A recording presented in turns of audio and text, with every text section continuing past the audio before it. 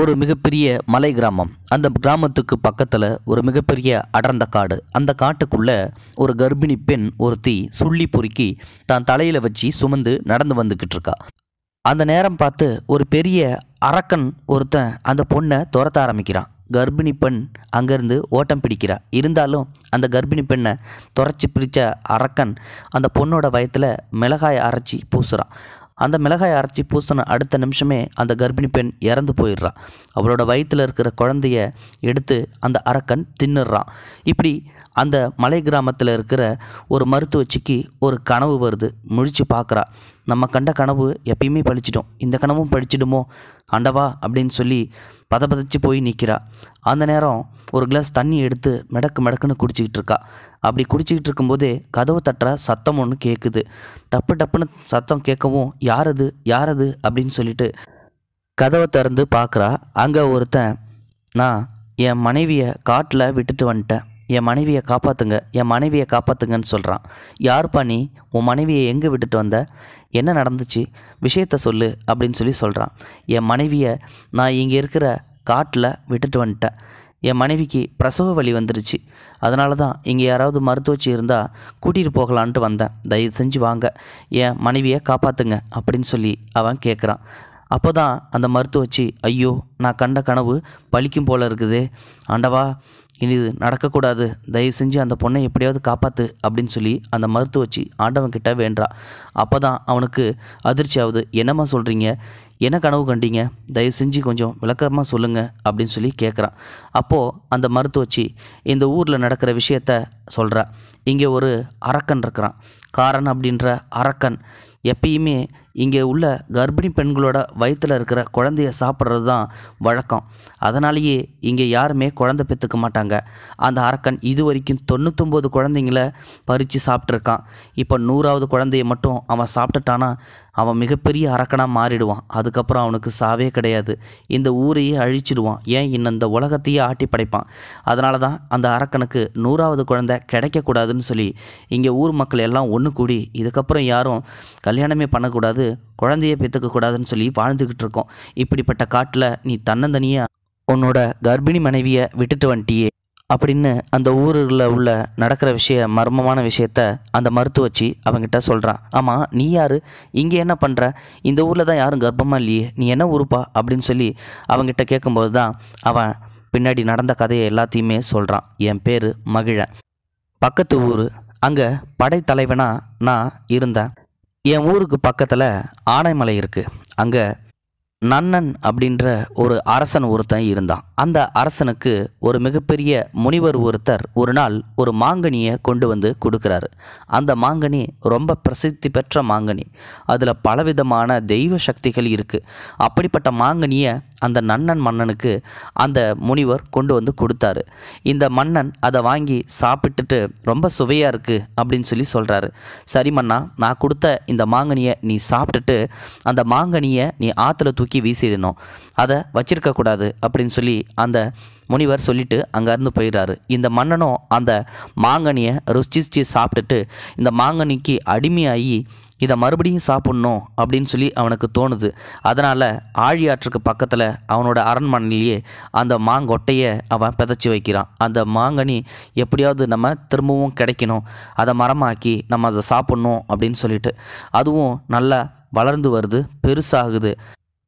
ஆனதுக்கப்புறம் அதில் நிறைய பூக்கள் பூக்குது. ஆனால் என்ன துரதிர்ஷ்டவசமாக அதில் மாங்கனிகள் உருவாகவே இல்லை, பிஞ்சு விடவே இல்லை. இதை பார்த்து கோபமடைந்த அந்த நன்னன் மன்னன் அவன் ஏற்கனவே வணங்கிட்டு இருந்த அந்த முனிவரை எங்கே இருந்தாலும் தேடி கண்டுபிடிச்சி கூட்டிகிட்டு வாங்க அப்படின்னு சொல்கிறான். அந்த முனிவரை அழைச்சிட்டு வராங்க.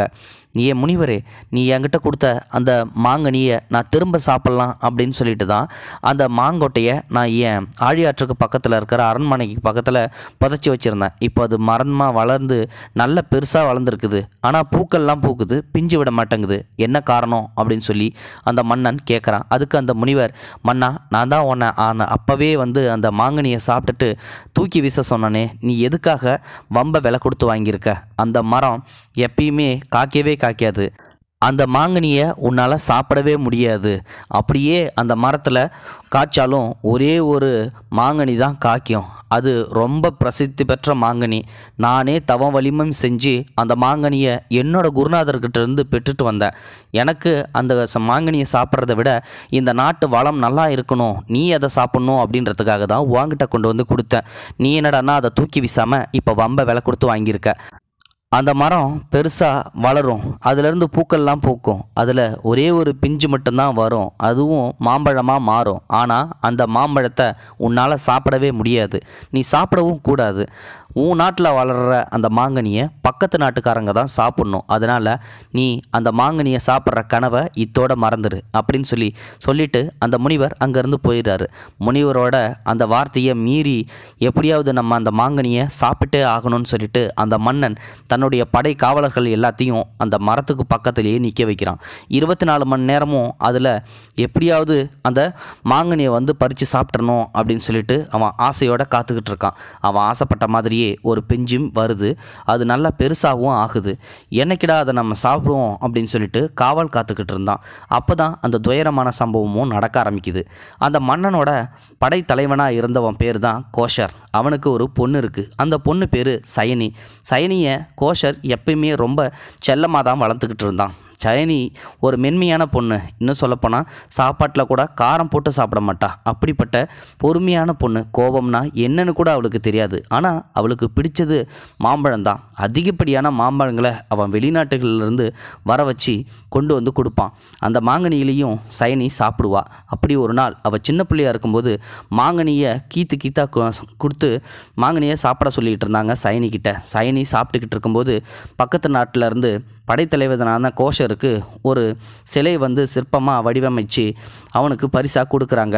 அந்த சிலை ஒரு ஒரு புலி திங்கிற மாதிரியான ஒரு சிலையை வந்து வடிவமைச்சு இருக்குது. இதை பார்த்தன உடனே அவளுக்கு கொஞ்சம் வருத்தமாயிடுது. சைனி அதில் சாப்பிட்டுக்கிட்டு இருக்கும்போது மாங்கனியில் கொஞ்சம் யாரோ மிளகாய் தூளை போட்டுட்டாங்க போல். அந்த மிளகாயை சாப்பிட்ட உடனே சைனிக்கு கோபம் வந்துடுது. அடுத்த நிமிஷமே சைனி தன் பக்கத்தில் இருக்கிற ஒரு வாளை எடுத்து தான் அப்பாவுக்கு வந்த அந்த சிலையை புலியோட தலையை மட்டும் கட் பண்ணிடுறா. அவளோட கோபத்தை இது வரைக்கும் யாரும் பார்த்ததில்ல. சைனியோட கோபத்தை பார்த்து அங்கேருந்த அத்தனை பேரும் மிரண்டு போயிடுறாங்க. நாட்கள் கொஞ்சம் கொஞ்சமாக ஓடுது. சயனி வளர்ந்து பெரியவளாக ஆகிறா. அவளுக்கு திருமணம் செய்யறதுக்காக பல ஊர்கள்லேருந்து மாப்பிள்ளையை தேடிக்கிட்டு இருக்காரு கோஷர். எப்படியாவது தான் பொண்ணுக்கு ஒரு மிகப்பெரிய வீரனை தான் நாம் கட்டி வைக்கணும் அப்படின்ற மாதிரி எல்லா நாட்டுகள்லேயும் அவன் தேடுறான். பக்கத்தில் ஒரு நாடு இருக்குது. அங்கே மகிழன் அப்படின்ற ஒரு படைத்தலைவனை பார்க்குறான். அவனை பார்த்த அடுத்த நிமிஷமே கோஷருக்கு ரொம்பவே பிடிச்சி போச்சு. சயனிக்கு இவன் தான் சரியான மாப்பிள்ளையாக இருப்பான் அப்படின்னு சொல்லிட்டு ஊர் மக்கள் எல்லாத்தையும் கூட்டிகிட்டு அங்கே வந்து அவங்கிட்ட பேரம் பேசி தான் பொண்ணை கட்டிக்கும்படியாக சொல்கிறான். அவனும் இந்த சயனியை பார்த்து ரொம்ப அழகான பொண்ணு, நான் கல்யாணம் பண்ணிக்கிறேன் அப்படின்னு சொல்லிட்டு கல்யாணம் பண்ணுறான். 2 பேருக்கும் நல்லபடியாக கல்யாணம் நடக்குது. அதே சமயம் அவங்க 2 பேரும் நல்லபடியாக ஒன்றா இருந்ததால் அவளுடைய வழுத்தில் மகிழனோட குழந்தை வர ஆரம்பிக்குது. சயனி இப்போது 9 மாத கர்ப்பிணியாக இருக்கிறா. சரி மாப்பிள்ளை, நான் என் சயனியை என்னோட ஊருக்கே கூட்டிகிட்டு போகிறேன். நல்லபடியாக குழந்தை பிறந்ததுக்கப்புறம் உங்கள் ஊருக்கு அனுப்பி வைக்கிறேன்னு சொல்லி சயனியை அங்கேருந்து தான் ஊருக்கு கூட்டிகிட்டு வரான் படைத்தலைவனான கோஷர். அங்கே வந்ததுக்கப்புறம் சயனி தான் சிறு வயதாக இருக்கும்போது தன்னோட தோழிகளோடு சேர்ந்து நிறைய இடங்களுக்கு போனது, விளையாண்டது, இது எல்லாத்தையுமே ஞாபகப்படுத்தி தான் மறுபடியும் அதே இடத்துக்கு போகணும்னு சொல்லி ஆசைப்படுறா. அப்போ தான் ஆனமலைக்கு பக்கத்தில் இருக்கிற அந்த ஆழியாற்றில் நான் போய் குளிக்கணும் அப்படின்னு சொல்லி ஆசைப்படுறா. வேண்டா சைனி, ரொம்ப கஷ்டமான விஷயம் இது. நீ இதுக்கு முன்னாடி போனது சின்ன பிள்ளையில், ஆனால் இப்போது 9 மாத கர்ப்பிணியாக இருக்க, வேண்டான்னு சொல்லி கோஷர் தன் மகளை சொல்கிறாரு. சயனி இருந்தாலும் தான் ஆசைப்பட்டதை நிறைவேற்றி ஆகணும்னு சொல்லிட்டு போகிறேன்னு சொல்லி அடம்பிடிக்கிறா. சரி போயிட்டு வா, பக்கத்தில் கொஞ்சம் ஜாக்கிரதையாக போ அப்படின்னு சொல்லிட்டு தோழிகளையும் கூட துணைக்கி அனுப்பி வைக்கிறாங்க. சயனி தோழிகளோட ஆழியாற்றில் போய் குளிக்க ஆரம்பிக்கிறா. கொஞ்சம் கொஞ்சமாக மெதுவாக அங்கே இருக்கிற படிக்கட்டில் உட்காந்து குளிச்சிக்கிட்டு இருக்கா. அந்த நேரம் பார்த்து அங்கே ஒரு மாம்பழம் மிதந்து வருது. சயனிக்கு எப்பயுமே மாம்பழம் சாப்பிட்றதுனா ரொம்ப பிடிக்கும். அந்த மாம்பழத்தை பார்த்தா அடுத்த நிமிஷமே சயனி அந்த மாம்பழத்தை பிடிச்சி சாப்பிட ஆரம்பிக்கிறா. ஆனால் அங்கே இருந்த தோழிகள் எல்லாருமே வேண்டாம் சயனி, இதை சாப்பிடாத, நீ கல்யாணம் பண்ணிட்டு போனதுக்கப்புறம் மன்னனுக்கு ஒரு மிகப்பெரிய சோதனை வந்துச்சு. அதாவது மன்னன் ஒரு மாம்பழத்தை சாப்பிட்டு அந்த மாம்பழத்தை திருப்பி சாப்பிட்ணுன்றதுக்காக அவனோட தோட்டத்தில் இந்த மரத்தை வச்சு ஒரு கனியை சாப்பிட்ணுன்றதுக்காக காவலாளியே போட்டு வச்சிருக்கு. இத்தனை வருஷமாக காத்துக்கிட்டு இருக்கான். அதனால் நீ அதை சாப்பிடாதன்னு சொல்லி அந்த தோழிகள் எல்லாரும் சொல்கிறாங்க. ஆனாலும் சயனி அதையும் மீறி அந்த பழத்தை சாப்பிட்றா. அந்த பழத்தோட சுவை அவளை விடவே இல்லை, முழுக்க சாப்பிட்றா.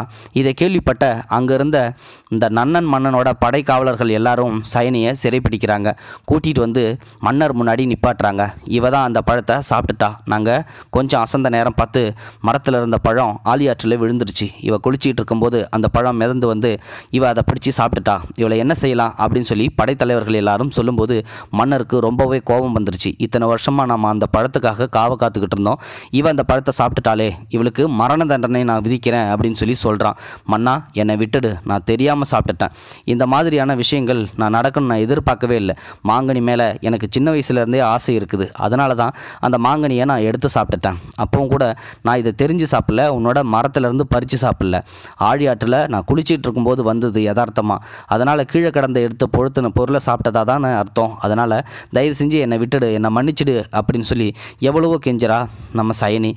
சயனி சொன்னதை எதையுமே காதில் வாங்காத மன்னன் அவளுக்கு மரண தண்டனை விதிச்சிடுறா. அவன் சயனியை கொல்றதுக்காக மரண தண்டனை விதிக்கிற இடத்துக்கு கூட்டிகிட்டு போகிறாங்க. இதை கேள்விப்பட்ட சயனியோட அப்பா கோஷர் அங்கே வராரு. மன்னா, என் பொண்ணை மன்னிச்சிடு. என்கிட்ட இருக்கிற தங்கம் என் பொண்ணோட எடை நான் கொடுத்துட்றேன். என்கிட்ட இருக்கிற யானைகள் எல்லாத்தையுமே உங்ககிட்ட கொடுத்துட்றேன். தயவு செஞ்சு என் பொண்ணை விட்டுரு அப்படின்னு சொல்லி சயனியோட அப்பா கோஷர் கதறாரு மன்னர் முன்னாடி. இவன் சொல்கிறது எதையும் காதிலே வாங்கிக்க வேணாம், இவளுக்கு மரண தண்டனை நிறைவேற்றுங்க அப்படின்னு சொல்லி மன்னன் சொல்லிடுறான். இதை கேள்விப்பட்ட சயனியோட கணவனான மகிழன், அவன் ஒரு படைத்தலைவன். தன்னோட படைகளை எல்லாத்தையும் திரட்டிக்கிட்டு இந்த நன்னன் மன்னனை நம்ம அழிச்சே ஆகணும், இல்லைனா நம்ம மனைவியை கொன்னுடுவான்னு சொல்லி அந்த நாட்டு மேலே போர் தொடுக்கிறான். இறுதியில் 2 படைகளுமே நிறைய போர் தொடுத்து சண்டைகள் பயங்கரமாகுது. இந்த சண்டையில் அந்த நன்னன் மன்னன் அழிஞ்சே போயிடுறான். அவனோட நாடும் அழிஞ்சே போயிடுது. அதே மாதிரி இந்த மகிழனோட படைகளும் அழிஞ்சே போயிடுது. இவங்க 2 பேர்த்து சைட்லையுமே மிகப்பெரிய இழப்பாக இருக்குது. இந்த இழப்பை தாங்க முடியாமல் நாம் ஒரு மலை கிராமத்தில் போய் வாழலாம் அப்படின்னு சொல்லிட்டு தான் அந்த மகிழன் தன்னுடைய சயனியை 9 மாத கர்ப்பிணியை கூட்டிக்கிட்டு அந்த அடர்ந்த காட்டுக்குள்ளே நடந்து வந்துக்கிட்டு இருக்கும்போது தான் அவளோட அந்த வயிற்றில் இருக்கிற குழந்தை வெளியில் வர்றதுக்காக துடிக்குது.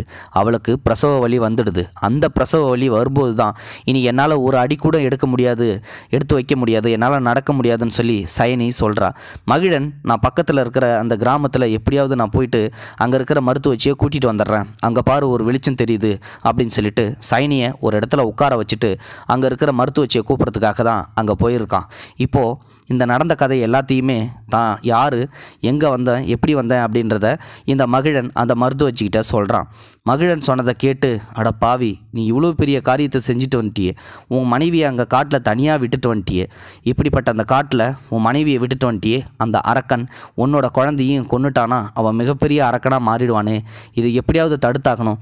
சரி வா, உன் மனைவி எங்கே இருந்தா அதை காட்டு, வா போகலாம் அப்படின்னு சொல்லிட்டு மகிழனும் அந்த மருத்துவச்சியும் அந்த அடர்ந்த காட்டுக்குள்ளே சயனியை தேடி ஓடுறாங்க. ஆனால் அவள் உட்காந்துருந்த அந்த இடத்துல அவள் இல்லவே இல்லை. அதுக்கப்புறம் அவங்க, நீ இங்கே தானே உட்கார வச்ச, அவளை காணுமே, ஐயோ அந்த ராட்சசன் வந்துட்டான் போலையே, அந்த கொடூர அரக்கன் வந்துட்டான் போலையேன்னு சொல்லி மருத்துவச்சி புலம்பிகிட்டு இருக்கா. இப்படி புலம்பிகிட்டு இருக்கும்போது பக்கத்தில் செடிகள் ஆடுற சத்தம் கேட்குது, சயனி கத்துற சத்தம் கேட்குது. அதை கேட்டு சத்தம் கேட்குற பக்கமாக மகிழனும் மருத்துவச்சியும் ஓடுறாங்க. அங்கே அந்த அரக்கன் இந்த சயனியை துரத்திக்கிட்டே ஓடிக்கிட்டு இருக்கான். அப்போது சயனி மாட்டு சாணம் அங்கே இருந்திருக்கு போல், அந்த மாட்டு சாணத்தில் கால் வச்சு வழுக்கி விழுந்துடுறா. இதான் சாக்குன்னு சொல்லி அந்த அரக்கன் சயனியை பிடிச்சி கொல்ல ஆரம்பிக்கிறான். சயனியோட வயிற்றில் மிளகாய் அரைச்சி பூசுகிறான். சயனி உடனே இறந்து போயிடுறா.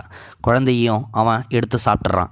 ஐயோ கடவுளே, நான் கண்ட கனவு நிஜமாயிடுச்சே அப்படின்னு சொல்லி மருத்துவச்சியும் அழுதுகிட்டே இருக்கா. அப்போது ஒரு தெய்வீக சக்தி ஒன்று புறப்படுது.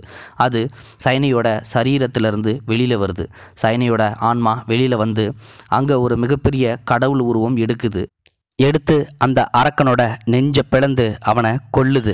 அவனை கொன்று அவனை தான் காலடியில் போட்டு மிதிக்குது, ஊர் தெரியாமல் அழிக்குது. அப்போது அந்த மருத்துவச்சி சொல்கிறா, இவ மாம்பழத்துக்காக உயிரை விட்டுருக்கா. அதனால் இந்த சைனியை மாம்பழத்துக்காக உயிரை விட்ட சைனின்னும், அதனால் மாசாணி அப்படின்ற அந்த பேரும் உருவாக்கப்படுது.